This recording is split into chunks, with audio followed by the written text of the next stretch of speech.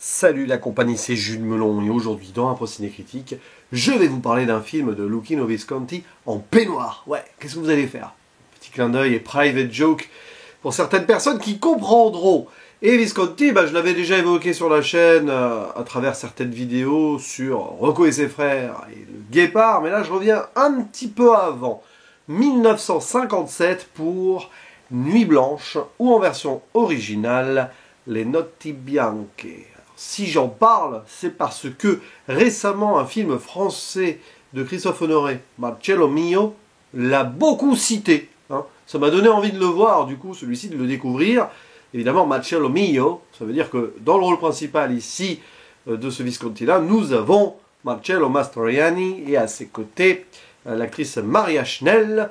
Il y a également Jean Marais qui apparaît, on va dire, en tant que fantôme idéalisé du passé, ou pas, mais ça, j'y reviendrai. Bon, il y aura une petite zone spoiler sur la fin, parce que j'ai envie d'en parler de cette conclusion.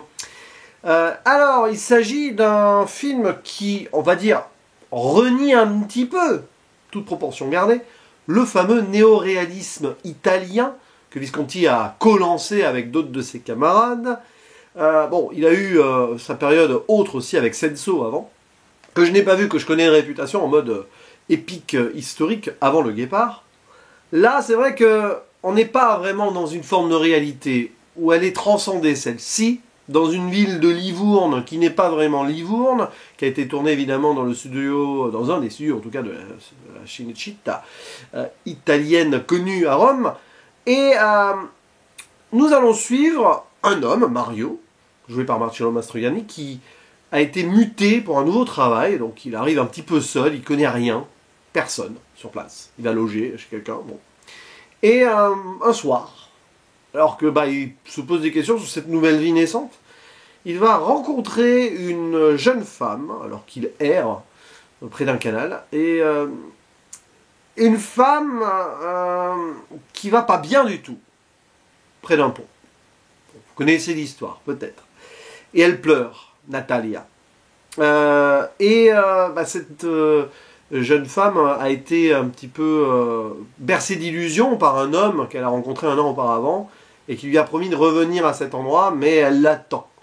Et donc elle va pas bien. Mais elle est aussi exaltée de temps en temps, c'est-à-dire, c'est pas qu'elle est bipolaire, c'est une rêveuse absolue, je pense, qui est donc se languit parce qu'elle n'a pas vraiment la possibilité de le réaliser, ou qui l'espère à fond, et qu'elle, disons, elle a envie de vivre quand même.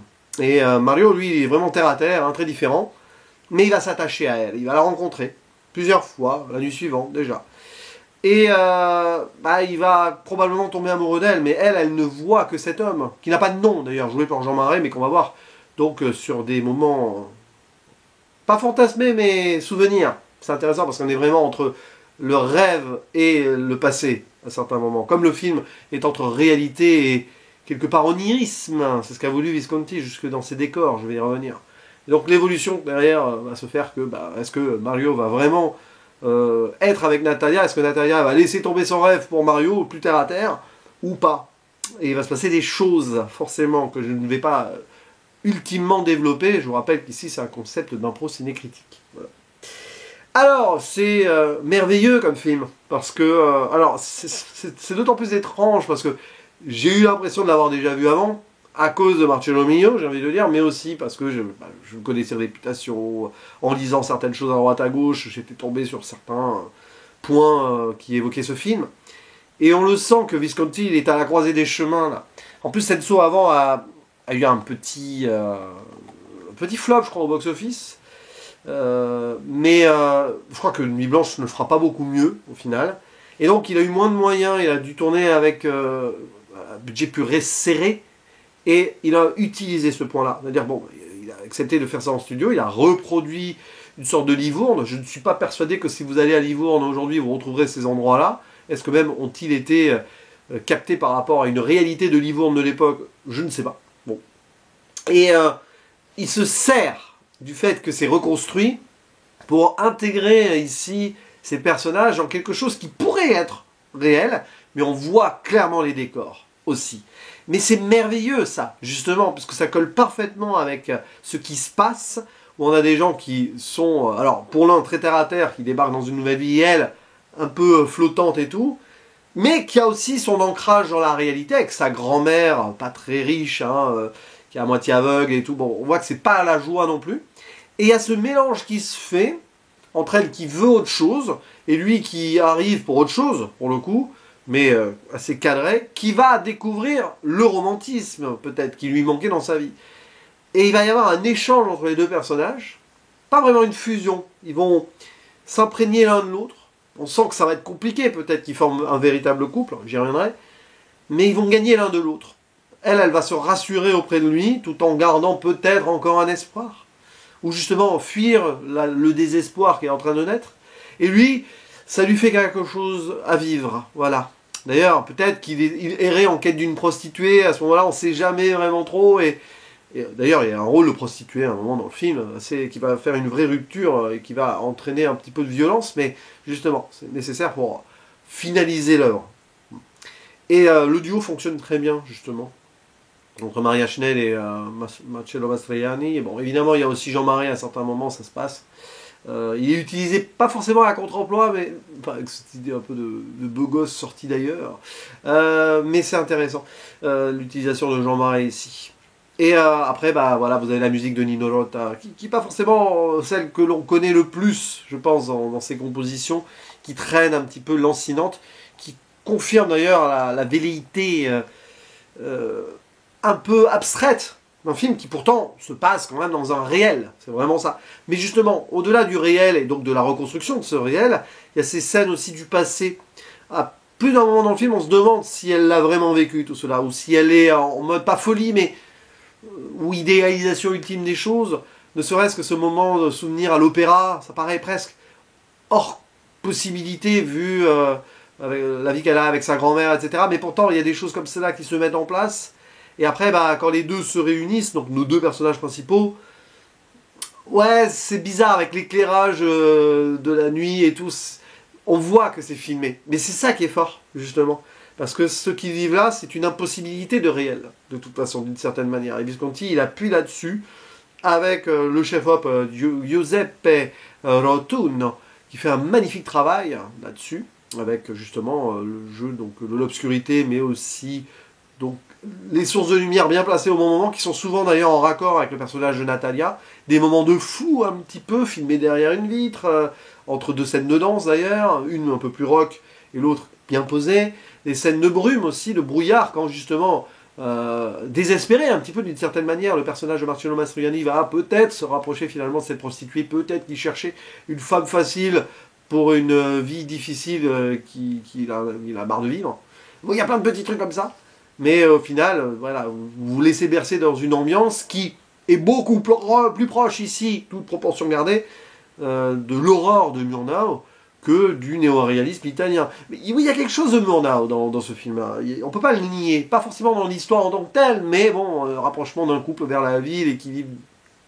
C'est peut-être presque un mélange des deux parties de Murnau. D'ailleurs, peut-être c'est intéressant. Mais bon. Et puis voilà, ça passe super bien sur ce point-là. Et ça se passe de commentaires, en fait. C'est palpable. C'est à la fois photogénique, c'est sur la construction des plans, c'est du pur cinéma. Et après, vous vous laissez porter. Si vous aimez ou pas ce genre d'intrigue, après, ça peut peut-être vous rebuter. Mais oui, il y a ce classicisme de ce genre de métrage aussi, de romantisme et tout. Presque vraiment un film à l'ancienne. Hein. Le néo-réalisme n'existe plus vraiment. Réalisme, pas trop. Néo, moins. Mais il y a quand même quelque chose qu'il apporte ici. C'est rien d'avant-gardiste. Mais ça a quelque chose de plus. Parce que Visconti, il arrive à marier certaines choses. Et après, il fera un peu le film somme avant le Guépard, hein, Rocco et ses frères, qui va annoncer des choses derrière. On le sait, sur le côté tragédie, opératique. Hein, Coppola ou Scorsese vous diront pas le contraire. Mais spoiler vite fait, pour revenir sur Les Nuits Blanches et sa fin, qui est extraordinaire. Parce que, bah, bon, il y a cette scène donc de danse rock and roll, où Marcello Mastroianni fait un peu n'importe quoi, il s'amuse. Alors ça me rappelle aussi un petit peu la scène de danse dans La Vie est belle, mais c'est pas la même chose du tout. Et cette idée de la vie elle est là, et on s'enjaille hein, des fois, ça vient. Et après, bah, il y a un moment où ça se pose, où ils se retrouvent, cette caméra qui les filme un peu, voilà, derrière la vitre, et puis ils vont danser ce slow. Enfin, on pourrait penser que le couple se fait. La neige tombe, la magie opère et tout. Mais cette magie immaculée va être transformée en fait en paysage de désolation et de solitude absolue pour le personnage de Mario.